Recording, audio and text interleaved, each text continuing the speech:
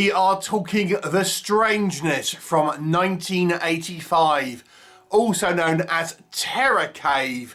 When you watch this, you'll see it's produced and directed by David Michael Hillman, but if you look on IMDb, it will say it's directed by Melanie Ann Phillips. This is because the director had transitioned from David to Melanie later on at some point after this movie was created, just to clear up any confusion about who directed this. Now, this is a kind of movie which I suppose you could say in some way is similar to The Descent. Maybe The Descent is more similar to this, you could say. But this is a somewhat obscure kind of subterranean monster movie. It focuses on a group of 7 prospectors as they are going to a long abandoned mine to see if it's worth a company investing in it once more. Now, of course, there is various stories about this mine, about disappearances in there and things like this, and this has led the miners to be somewhat kind of superstitious about it. But we have our group of prospectors, geologists, things like that, going into this mine now to see if it's worth this company reopening it. However, once they're in there, unfortunately there's a cave in and they are trapped, but they're not alone. There is a tentacled, vagina-headed monster in there that is seemingly intent on devouring them. What will happen? You will have to watch the movie and find out. So, let's discuss this Strangeness.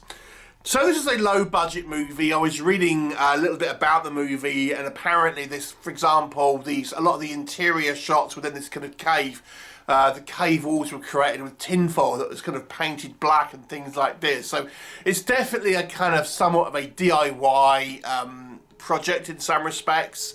I believe there are some kind of sequences that were filmed in real caves, but they were, they're not supposed to be there, and it was somewhat of a guerrilla attempt at filmmaking. So it is a very low budget movie, so we do have to kind of factor that in when we're kind of thinking about a film like this. But what does work in this movie's favour?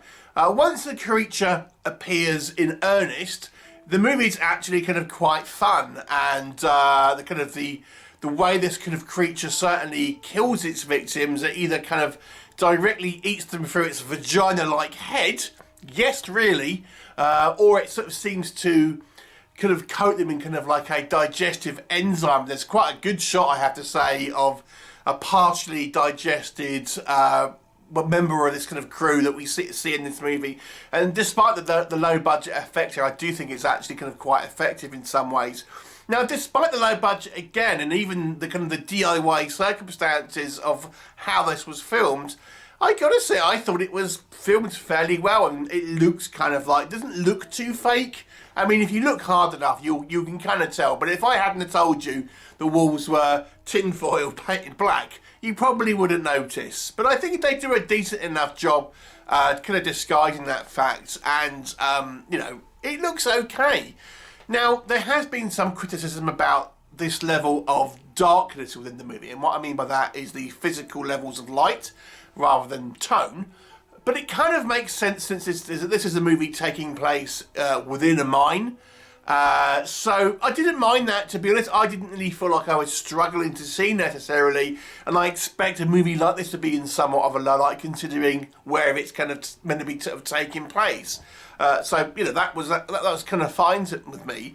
I actually kind of quite like the synth heavy score, which was apparently not what was intended when this movie was kind of being produced, but it has a cool kind of like retro vibe to it. And this movie, I have to say, despite being released in 1985, it looks like it's maybe an earlier film. I couldn't find any actual information about when this was actually made, just when it was released. But it looks like it possibly was made a few years prior to 1985, because it looks more like a late 70s movie, very early 80s movie in some respects. But it is what it is. I think there are some somewhat fun characters in this movie. We have this kind of guy who's sort of writing a book, and he's being very flowery with his words, for example, which I kind of found sort of quite fun. Our main guy is kind of our main sort of male protagonist. Is kind of this sort of tough guy that everyone seems to have a problem with. I sort of quite like that. So, you know, there's some reasonable characters. Some are better developed than others, honestly, but there's some of them, I have to say, were a bit hammy, but some I think were better than others. And the design of the creature is very unique. Arguably, it's somewhat Lovecraftian looking, very much a tentacle monster. And I say that the kind of the overt kind of design of this kind of creature and its look is obviously somewhat designed over female genitalia.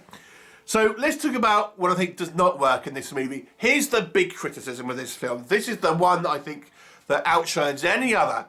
The first hour of this hour-and-a-half movie is dull.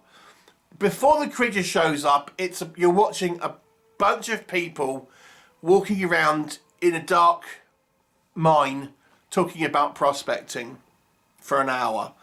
And it's as interesting as that sounds. So this movie's pacing is incredibly slow. And it isn't until we get to the actual last act of the movie when actually anything really starts happening. So this really needed to re-edit or things happening earlier on in the movie because it's just, we have the kind of the cave in earlier on, but it's not exactly an exciting set piece. So it's a very, very slow movie in that first hour. And it isn't helped by some fairly amateurish acting from some of the cast at the very least. So we have an hour spent with lots of people talking about various aspects of the mining industry, delivered by some less than stellar actors, shall we say. And then some of the characters I liked, but there are some, like the kind of the boss, who are very hammy, and even some of the characters I did like this guy who's writing this book. It's just a little bit hammy and a little bit kind of cheesy at times, and then certain characters seem like interchangeable with one another. The problem with this film is it's not a lot to it until the last half of this movie, or the last act of this movie, I should say. And when we get to that act, yes, I mean the monster is a stop motion design. It was apparently one of the last kind of movies to use stop motion as a kind of a way of, you know, making these kind of monster effects. And yes, it looks very dated by today's standards. It's an interesting design, but we don't really see the monster too much on screen. And when we do see it interacting with an actual person, yeah, then it does look, you know, there's a scene where we see it physically eat someone and it's like a plasticine man. So yeah, it's very kind of silly. So there is definitely budget limitations on this one. So it's kind of like somewhat of a dull movie overall. Yes, it gets quite fun in that last half an hour, but do you want to sit through an hour of, quite frankly, tedium until you get to that point? So we have to look at this movie as a whole. Yes, it ended fairly strong, and the end will remind you of The Descent, but it's a slog to get there. So overall, I have to give this movie a 4 out of 10 because the film overall, even though it definitely picks up in that last act, is kind of a little boring overall. Have you seen it? What did you think of it? Please do let me know what your thoughts are. 4 out of 10 for me. See you next time.